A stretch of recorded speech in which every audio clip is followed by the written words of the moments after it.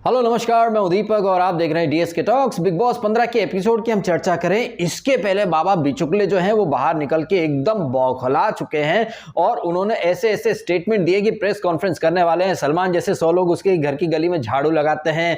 Big boss के अंदर बिचुकले बाबा circus के जैसे पिंजरे के अंदर जो शेर होता है उसको कोड़े मारे जाते हैं, वैसे कहीं ना कहीं ट्रीट किया जा रहा था। अब बिचुकले बाबा ने मोर्चा खोल दिया है। देखना इंटरेस्टिंग होगा कि वो प्रेस कॉन्फ्रेंस में कैसे कैसे खुलासे करते। कहीं ना कहीं मुझे लग रहा है कि बिचुकले बाबा ने आते से ही पुष्पा द राइज देख ली, मैं झुकेगा नहीं साला, पोल खोल के रख देगा मेकर्स की। तो बिचुकले बाबा क्या करते हैं ये तो आने वाले दिनों में या फिर 1-2 दिनों में पता चली जाएगा। इस एपिसोड में हमने देखा कि बिचुकले बाबा और डम्बोलिना, वाह इनका प्यार, बाप रे बाप, शो में आए भी साथ और शो से गए भी साथ। आहा, इनकी मोहब्बत की दास्तां तो लैला मजनू, शीरी, फराज, सोनी महिवाल से भी ज्यादा फेमस हैं बिचुकले और डम्बोलिना।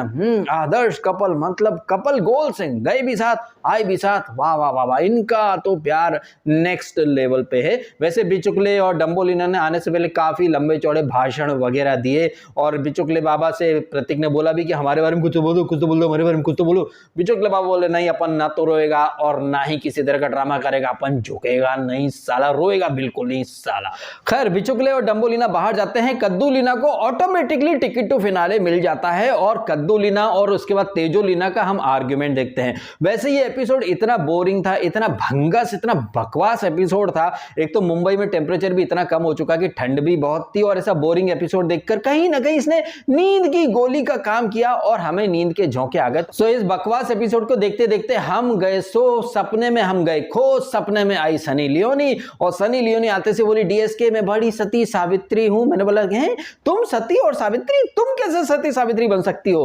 तो सनी लियोनी बोली भैया जब तेजा ऐसा बोल सकती है कि उसने इस सीजन में अपने बूते अकेले अपने दम पर वो यहां तक टिकी है, यहां तक आई है, तो जब ऐसी तेजो जो कि दूसरों की खैरात की बूते पूरे सफर तय करके आई है वो कह सकती है कि लोग झुंड में खेले हैं, मैं अकेली खेली हूं, तो फिर मैं तो सती सावित्री कह ही सकती हूं खुद को। जहां एक तरफ सनी लियोनी ये बात कर रही थी कि वो सती सावित्री, वहीं सलमान खान आकर के बोलता कि वो एक एक एपिसोड 2-2 बार देखता है। फिर कटरीना कैफ भी आ जाती है कि वो इंडिया की सबसे अच्छी एक्ट्रेस है। इससे पहले कि सलमान खान कुछ और बोलता, मैं बीच में कूद पड़ा कि भैया तुम लोग जब इतने महान हो सकते हो, 2-2 बार एपिसोड देखते हो, सती सावित्री तुम तो कुछ भी नहीं हो, मैं अमेरिका का प्रेसिडेंट हूं। भैया हमारे ख्वाब में ये सारी चीजें चल रही थी। हो सकता है कि आपको ये सारी चीजें मजाक मस्ती लगे, लेकिन इस मजाक की शुरुआत किसने की? इस मजाक की शुरुआत की थी तेजोलिना ने, ये बोल करके कि वो इस सीजन में अकेली खेली है। भैया इससे बड़ा जोक तो हो नहीं सकता।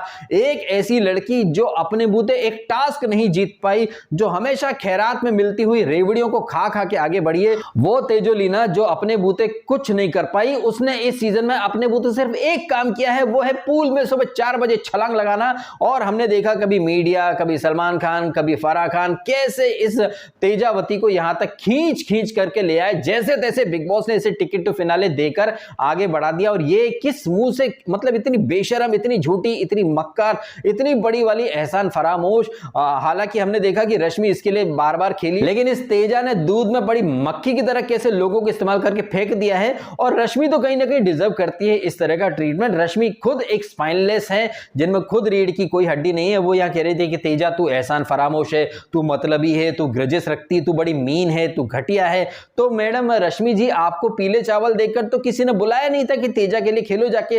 तेजा एक ऐसी लड़की है जिसने पहले विशाल को डसा, फिर उमर की बदौलत वो वीआईपी जोन में आई, लेकिन बार बार कहती रही उमर ने उसके लिए कुछ नहीं करा। ये निशांत को हमेशा इस्तेमाल करती है, निशांत के लिए बोल देती है कि मेरा कोई दोस्त नहीं है। ये डम्बोलिना की खैरात पर आगे बढ़ती रही, फिर बोलती रही कि मेरा तो कोई भी दोस्त नहीं, कोई मेरे लिए नहीं खेला है। और जब तुम इसके लिए खेल रही थी तब तक तुम इसकी सगी थी, जब तुमने इसके लिए बिचुकले की वो बकेट फाड़ दी तब तक तुम अच्छी थी, और जैसे टास्क पूरा हो गया तू कौन, मैं खामखा, मैं तेरे को नहीं जानती रे। तो ऐसी एहसान फरामोश तेजा के पीछे पीछे तुम गई हो तो तुम भी लानत ही डिजर्व करती हो। और इन दोनों बंदरियों की लड़ाई में फिर करण कुंद्रा की भी एंट्री हो जाती है। करण कुंद्रा का ये कहना सही था कि तू बड़ा टॉन्ट मारती है। और जिस तरीके से रश्मि और निशांत की बातचीत हो रही थी, जहां रश्मि ने ये बोला कि हमारे सीजन में वायलेंस ज्यादा हुआ था, हमारा सीजन हिट था, इस तरह की बातें चल रही थी, तो भैया ये निशांत की सस्ती वकील बनके ये तेजा कूद जाती कि हम लोगों ने तो कुछ नहीं किया, हम लोगों ने तो कुछ नहीं किया। और निशांत और तेजा एक्चुअली में मेड फॉर ईच अदर है। एक तो दोनों का बैकग्राउंड भी सेम है, दोनों ही महाराष्ट्र से आते हैं और दोनों की थिंकिंग भी एक जैसी है, निहायत ही कपटी। एक वो स्नेक बनता है, एक ये नागिन बनती है। और कह कैसे ये दोनों एक दूसरे के लिए पर्याय बन चुके हैं। करण कुंद्रा जबरदस्ती में तेजरन बन चुका। आई थिंक एक परफेक्ट हैशटैग बनता तेजनिश या फिर निश तेज करके, क्योंकि ये जोड़ी एक आदर्श जोड़ी, दोनों ही जहर बोझे हैं, दोनों ही एहसान फरामोश हैं और दोनों ही लोगों को इस्तेमाल करने में माहिर हैं। अब यहां पर ये रश्मि ने जो स्टेटमेंट दिया था कि हमारे सीजन में वायलेंस कम हुआ था, हमारा सीजन हिट था, तो भाई इस चीज को एक अलग ही लेवल पर लेके चला गया निशांत। और निशांत बाद में राखी से बोलता भी है कि यार अपना शो हिट कराने के लिए हम कितनी मेहनत करते हैं, मतलब तो ये तो ऐसे बोल रही कि इनका शो हिट था, हमारा शो कुछ नहीं, मतलब तुम्हारा शो हमारा शो कुछ नहीं।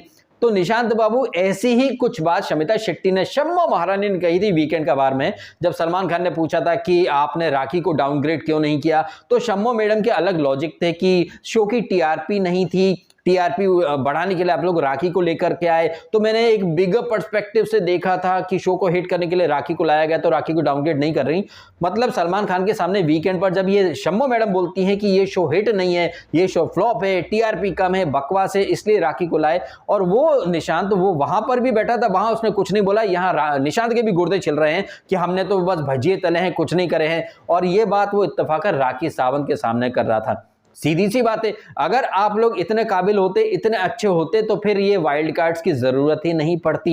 ये वाइल्ड कार्ड्स, हालांकि इन्होंने आकर कोई तीर नहीं मार लिया, टीआरपी बद से बदतर जाती रही है, लेकिन कहीं ना कहीं इन लोगों को लाकर मेकर्स ने मैसेज तो यही दिया था कि आप जो ओरिजिनल कंटेस्टेंट हो इस सीजन के, आप किसी लायक नहीं हो, इसलिए वाइल्ड कार्ड्स को भेजा गया है एंटरटेनमेंट वाला जो पोर्शन होता है उसको बूस्ट करने के लिए। ये अलग बात है कि इन लोगों ने एंटरटेनमेंट के नाम पर लोगों को सिर्फ पकाया है, बट एक मैसेज लाउड एंड क्लियर है कि टीआरपी बकवास थी, सीजन फ्लॉप जा रहा था और ये कंटेस्टेंट कुछ कर नहीं रहे थे। इसी वजह से सो कॉल्ड वाइल्ड कार्ड्स या चैलेंजर्स भेजे गए। ये एक सच है और इस सच को स्वीकार कर लीजिए। इस सीजन के अंदर वायलेंस उतना नहीं हुआ जितना कि बिग बॉस 13 के अंदर हुआ था, लेकिन आप देखिए विडंबना कि इस सीजन के अंदर उमर को तो एग्रेसिव डॉक्टर बोल दिया गया, लेकिन एक्चुअली में जिस इंसान ने बिग बॉस में हिंसा की शुरुआत की, वायलेंस की शुरुआत की, उसे लोग ग्रेटेस्ट ऑफ ऑल टाइम बोल देते हैं या फिर पता नहीं कैसे कैसे टैग दे देते। हालांकि बिग बॉस 13 के so called winner and so called greatest of all time को मैं यहां ड्रैग नहीं करना चाहता हूं बिकॉज अब वो इस दुनिया में नहीं है, लेकिन जब बात निकलती है तो फिर भैया बात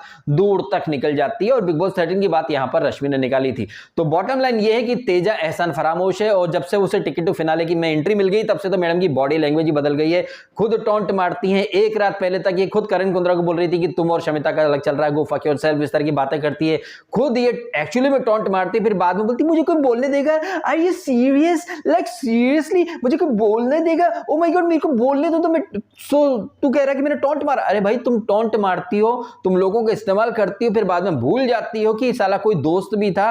तुम एक नंबर की चुड़ैल हो, एहसान फरामोश हो। चुड़ैल भी एक घर छोड़ देती है, 7 घर छोड़ देती है। तुम तो एक ऐसी एहसान फरामोश चुड़ैल हो, जिस डगाल पर बैठती हो उसको ही काट डालती हो, जिस इंसान के साथ बैठती हो उसी का खेल बर्बाद कर देती हो। तुम रक्त पिपासु, तुम लीचड़ लीच हो और ये तुम्हारी असली औकात है तेजावती। खैर यहां पर प्रतीक और राखी का भी कुछ वो पपलू करके कुछ वो बात बोल रही थी, जब प्रतीक ने कहा था कि चाय में डूबा बिस्किट की तरह तुम ऐसी हो चुकी हो, लेकिन आई थिंक राखी ने यहां जानबूझकर बात का बतंगड़ बनाया। प्रतीक ने शायद बात इस पर्सपेक्टिव में नहीं की थी, उसने बात कही थी कि आपका जो एंटरटेनमेंट है ना, जैसे चाय में बिस्किट को डुबा देते तो बिस्किट एकदम लचर पचर हो जाता है, टोटली खत्म हो जाता है, ये आप पपलू हो चुकी। तो राखी ने अलग ही ले लिया कि भैया मैं काफी टाइम से काम कर रही हूं तो मुझे बुढ़ी मान लिया, ये मान लिया, वो मान लिया, जबकि मैं मान रहा हूं कि यहां पर ये कोई मुद्दा था ही नहीं। चाय में डूबा बिस्कुट हो गया, मैं तो ए भई लुट गया।